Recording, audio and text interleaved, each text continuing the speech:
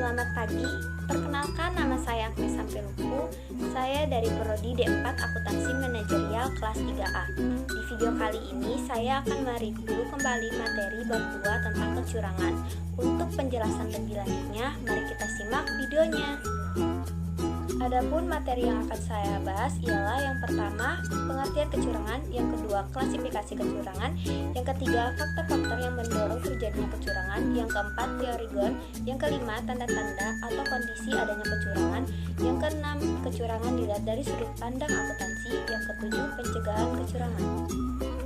Baik, kita masuk di penjelasan tentang apa itu kecurangan. Kecurangan merupakan suatu perbuatan yang bertentangan dengan kebenaran yang dibuat dengan sengaja dengan tujuan untuk memperoleh sesuatu yang bukan merupakan hak pelakunya. Baik, kita masuk ke bentuk-bentuk pencurangan itu ada penggelapan, manipulasi pelanggaran karena jabatan, pencurian, ketidakjujuran, kelakuan buruk, kelalaian, penggelapan pajak, penyuapan, pemerasan, penyerobotan, dan penyalahgunaan. Adapun unsur-unsur dari kecurangan, yang pertama, yang dilakukan dengan sengaja untuk tujuan tertentu, misalnya menipu. Yang kedua, dilakukan oleh orang-orang dari dalam atau luar organisasi. Yang ketiga, untuk mendapatkan keuntungan pribadi atau kelompok. Yang keempat, secara langsung atau tidak langsung merugikan pihak lain. Baik, selanjutnya kita masuk pada penjelasan klasifikasi kecurangan. Kecurangan dapat diklasifikasikan menjadi 3 macam, yaitu kecurangan manajemen, kecurangan karyawan, dan computer fraud. Baik, selanjutnya kita masuk pada penjelasan kecurangan manajemen. Kecurangan manajemen adalah kecurangan yang dilakukan oleh karyawan menengah atas atau lebih dikenal dengan sebutan white collar crime.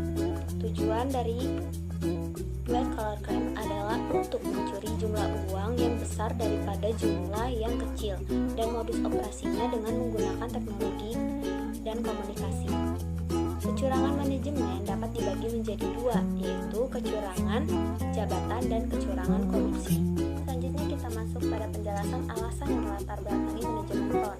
Yang pertama, eksekutif terkadang mengambil langkah yang gegabah yang mereka tidak dapat mundur. Yang kedua, manajer tidak kompeten, mungkin mampu menipu untuk mempertahankan diri. Yang ketiga, kinerja mungkin mendistorsi untuk menjamin bonus yang lebih besar. Yang keempat, kebutuhan untuk berhasil dapat mengakibatkan manajer melakukan penipuan. Yang kelima, manajer yang tidak mengindahkan moral mungkin membantu kepentingan yang bertentangan. Yang keenam, laba mungkin ditingkatkan untuk mendapatkan keuntungan yang di pasar. Yang ketujuh, orang yang mengawasi baik aset maupun catatannya adalah posisi sempurna untuk melakukan catatan. Baik, selanjutnya kita masuk pada penjelasan kecurangan karyawan. Kecurangan karyawan biasanya melibatkan karyawan bawahan. Kecurangan karyawan biasanya melibatkan perpindahan aset dari pemberi kerja. Contoh dari kecurangan karyawan ialah pencurian dalam bentuk kas dan barang, menaikkan pembayaran perusahaan untuk menutupi item yang dipesan untuk pengguna pribadi karyawan. Baik, selanjutnya kita masuk pada penjelasan komputer fraud. Kecurangan dapat juga terjadi pada perusahaan yang menggunakan sistem komputerisasi. Ada beberapa cara untuk melakukan kecurangan. Yang pertama, menyalahgunakan komputer atau mencuri sumber daya komputer. Yang kedua, manipulasi data, memasukkan atau dengan sengaja memalsukan data yang tidak benar. Yang ketiga, mengubah atau menyalin catatan dasar data. Yang keempat, mengubah perangkat lunak atau menggunakan program yang sah dengan program yang tidak sah. Yang kelima, menyadap data yang dikirimkan lewat sistem komunikasi.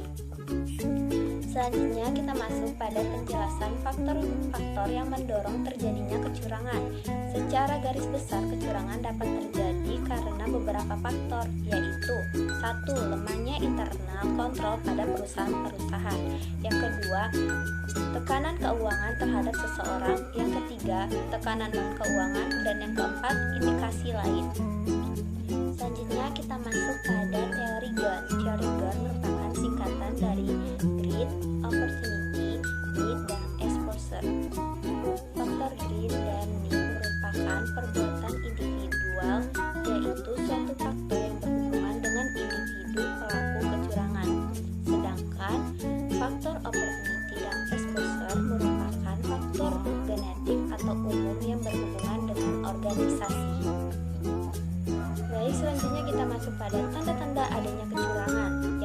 pertama, pencatatan yang sengaja dirumitkan. Yang kedua, penyelesaian yang tidak lazim menjelang atau pada tanggal neraca.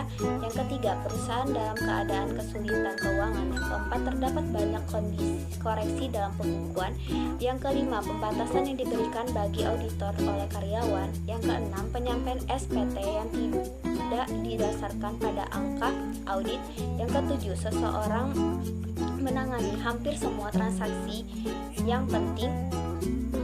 Yang ke-8, tidak ada pembagian tugas dan tanggung jawab yang jelas. Yang ke-9, survei yang lemah. Yang ke-10, tidak ada rotasi pekerjaan karyawan.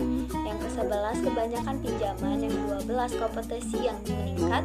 Yang ke-13, situasi karyawan yang sedang dalam tekanan karena banyak berhutang, menderita penyakit berat, masalah alkohol dan judi, dan lain-lain.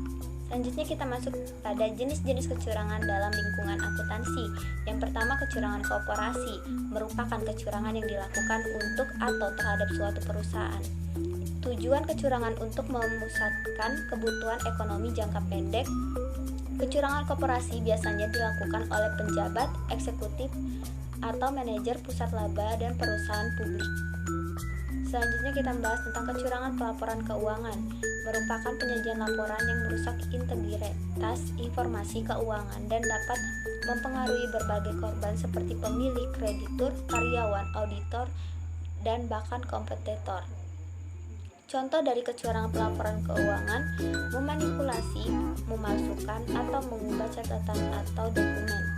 Contohnya, mengubah tanggal faktur pemasukan sebagai biaya tidak dicatat sebagai periode akuntansi berikutnya, menciptakan lembaran perhitungan barang yang palsu. Kegagalan audit. Kegagalan audit terjadi pada saat auditor gagal memenuhi ekspektasi bahwa auditor dapat mendeteksi dan mengoreksi atau mengungkapkan setiap kelalaian atau kesalahan besar dalam penyajian informasi keuangan.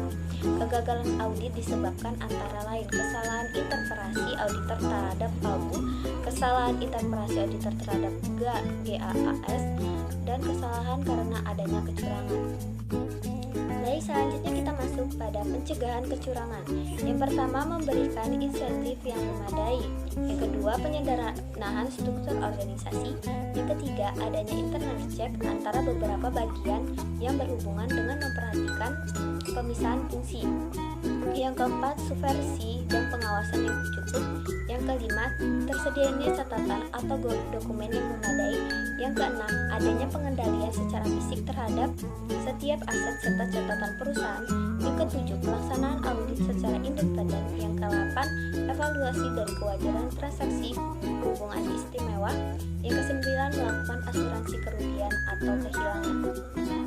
Baik, sekian dari materi yang dapat saya sampaikan. Kurang lebihnya saya mohon maaf. Terima kasih.